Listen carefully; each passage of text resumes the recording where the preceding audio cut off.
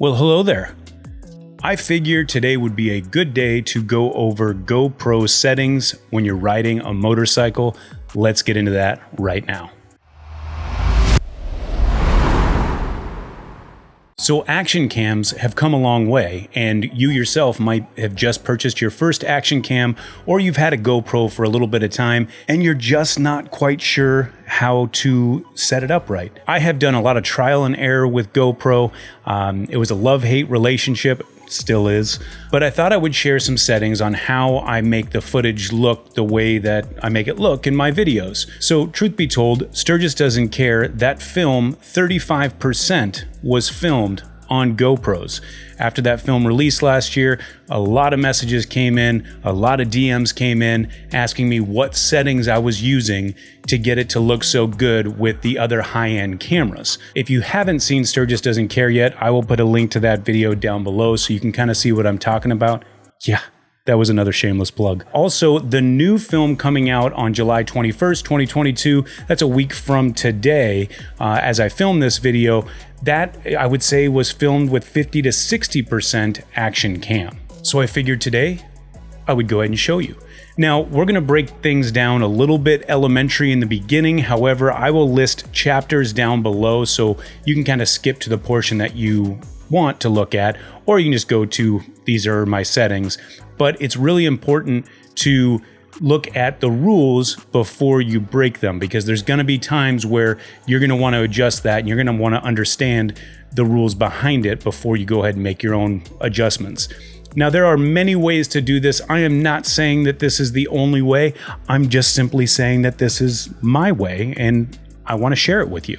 Now, what I'm about to show you today is with any GoPro that has the Pro Tune settings. I think that started with GoPro 5, but this is going to work for your 9s and your 10s and your 8s. The settings and the concepts are all the same. So we're going to be using the GoPro app today. This will give me a chance to screen record it so you can see exactly what I'm doing when I'm explaining it. Let's get started. So going into the basics a little bit and understanding the rules when we talk about shutter speed and frame rate, it's really important to understand what those mean. So when it comes to your frame rate, that's how many frames per second you're shooting at. And the best way I want you to think about this is cinematic movies that you see inside of the theater, those are being shown to you at 24 frames a second. The reason for that is it develops a natural motion blur. For example, this video that you're watching right now is in 24 frames a second. If I move my hand like this, there should be a natural motion blur on your screen as you watch it. 24 frames a second, I want you to think of just cinematic theater style movies. Now, when we look at 30 frames a second, I want you to think of those daytime TV shows that Days of Our Lives kind of, what are those called? Soap operas that you would see on the TV. Those are shot in 30 frames a second. With that type of a frame rate, the motion blur is not there, and that's why that looks a little bit different when you watch a soap opera than when you watch a movie. Now, frame rates, they move up, and after 30, you go to 60 frames a second, 120 frames per second, 240 frames per second, so on and so forth. Now, when you're riding a motorcycle and filming with an action cam, things change dramatically on what you need to do with your settings, and it breaks some of these rules when we talk about frame rate. Now, with your shutter speed, in order to get a good cinematic look, you want to go with the 180-degree rule. What that means is whatever your frame rate is, you want to double that, and that should be your shutter speed. That will give everything the natural look. Now, these are some of the rules that we're going to be breaking, so we're not going to spend too much time diving into that right now. Now, looking at GoPros and GoPro's color system, I will tell you there is something where you can look at GoPro footage and immediately say that was shot on a GoPro. That's because the way that it looks in itself is usually overly saturated and highly contrasted. It's not a look that I particularly like, and therefore I've made changes to make sure that I can have some type of flexibility so it communicates well with my drone and my other cinema style cameras. So when we're looking at bitrate is the amount of data and information being crunched into each frame. That's going to be a really easy setting. We'll get into that. And then your ISO, that is your camera's sensor and how much, I would say, artificial light it's going to allow into the frame in order for you to get the best exposure. With that being said, I will let you know, pro tip, do not use a GoPro for inside or low light situations. It doesn't turn out well. You're much better off using your cell phone than a GoPro. But moving on. Now, when we talk about white balance, I would encourage you to also stay away from auto white balance, because if you are out riding, chances are you're going to be going through some shady areas and some sunny areas and some cloudy areas. And when you change that and you have a constant film clip, it's very hard to correct that color later on because the camera's making those adjustments and kind of burning it into that image. But I'm going to show you how we can correct that. So let's jump into the app right now and I'll show you what I'm talking about. So here we have our GoPro app, and this is set up right now to my GoPro 8. As I said, this will work for any of them that you want to look at. But we look at our standard, we look at activity, cinematic, slow-mo. You can set these up however you want. And I highly, highly encourage you, take the time right now to set these up, because there's going to be adjustments and quick push buttons you're going to want to do whether you're on the bike or you're using your GoPro camera as a talking head moment as well. Let's just go over some of these settings in the GoPro app, and we'll set this up as if we are riding, and then we're going to set it up again as if it's talking head. So let's just say we're going to be doing a riding video where it's going to be on the bike and speeds are going to be going 40, 50, 60 miles an hour. So obviously your resolution is important. You want to keep the highest resolution possible, and that also gives you some flexibility if you're exporting on a 1080p timeline. That might sound a little confusing. I might do a video in the future talking about how I set up my edits with GoPro footage and how to color grade and things like that with GoPro. I don't know. You can let me know down in the comments if you want to see something like that. But so we got 4K. And that's what we're going to stick to. Now, we already mentioned frames per second and what it does, and the 24 and the 30 and the 60. When you're riding a motorcycle and you're traveling at 30, 40, 50 miles an hour, what happens if you stay in that 24 frames per second timeline, that motion blur that we were talking about gets to a point where you can't really see your surroundings. And when people are watching your footage, they want to be able to kind of see your surroundings and put themselves in that environment. And this is where some of the rules get broken here, because when we're riding, we are actually going to be in 60 frames per second. 60 frames per second will allow us to get rid of some of that motion blur, and as we're riding, things can be seen and our surroundings can be viewed, and it's a better viewing experience for somebody who's watching your video. Looking at your lens options, you have linear and wide. I usually just keep it on wide, therefore I have some flexibility to kind of zoom in and make my composition the way that I see fit and what's going to look best for the film, so I keep that on wide.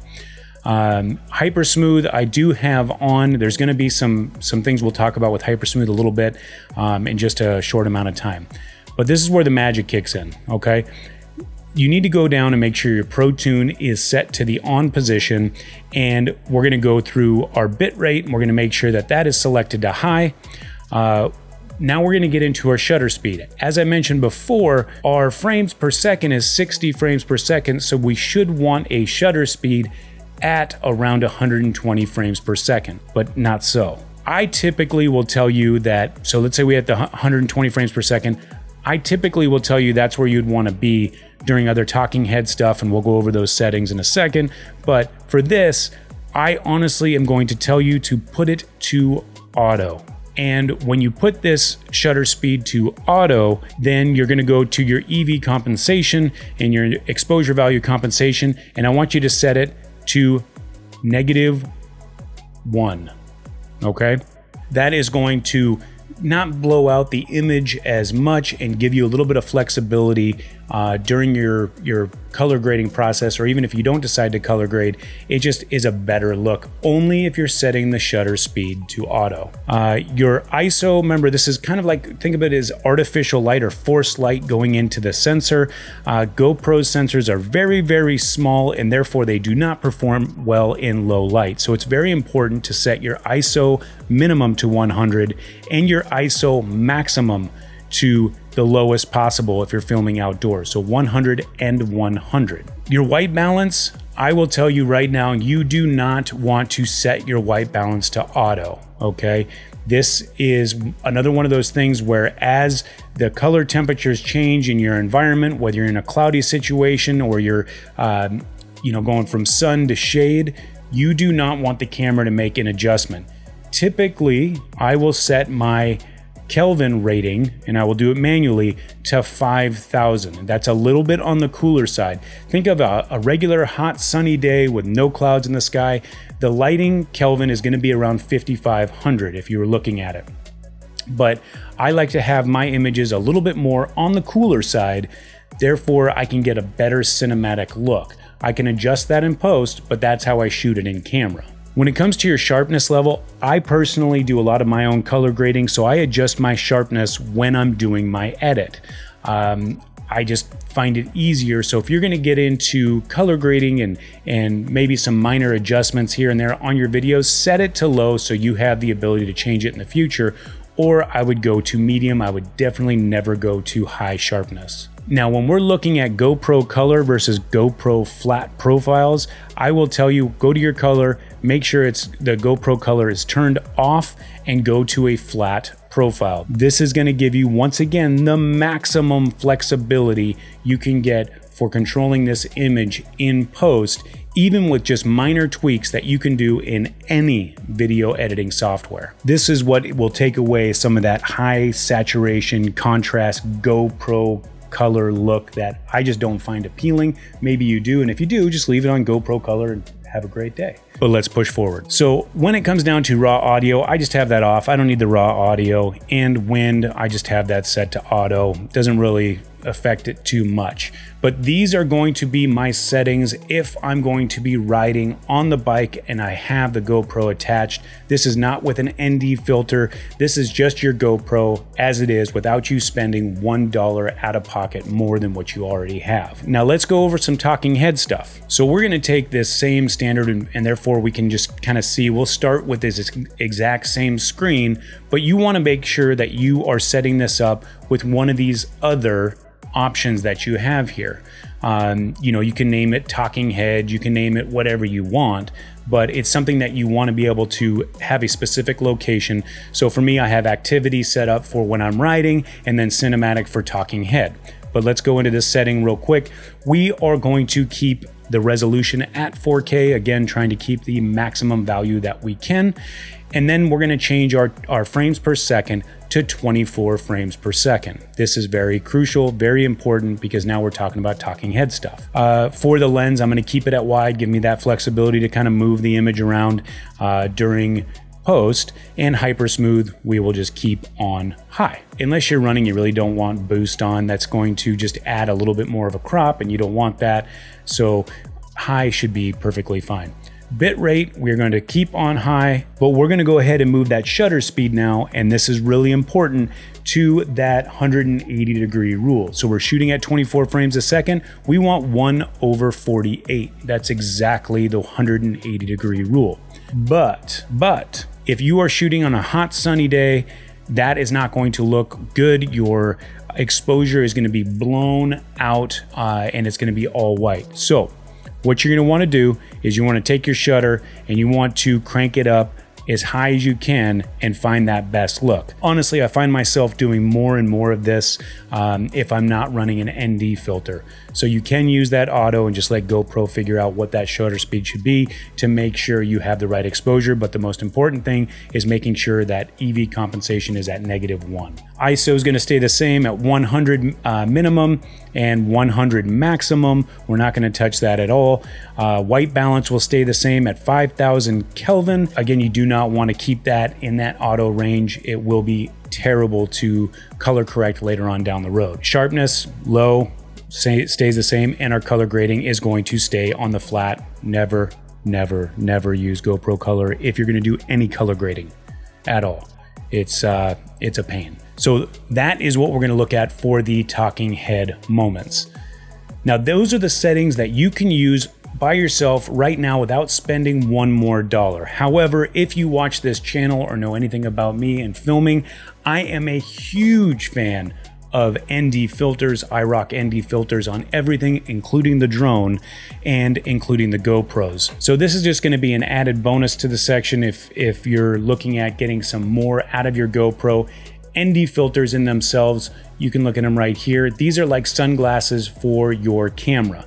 Now, what does it allow you to do? Well, because now you have sunglasses on the camera, you can make changes to stick to that 180-degree rule. And just remember, that 180-degree rule keeps you more on that cinematic style image. So ND filters, they're relatively cheap depending on what you consider cheap.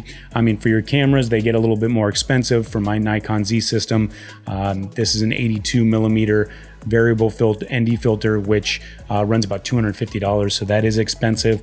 But you can get these Polar Pro ones for a lot cheaper. The links are down in the description down below. With this, it does change the game a little bit, but it requires you to spend a little extra money, but you can get that 180-degree rule.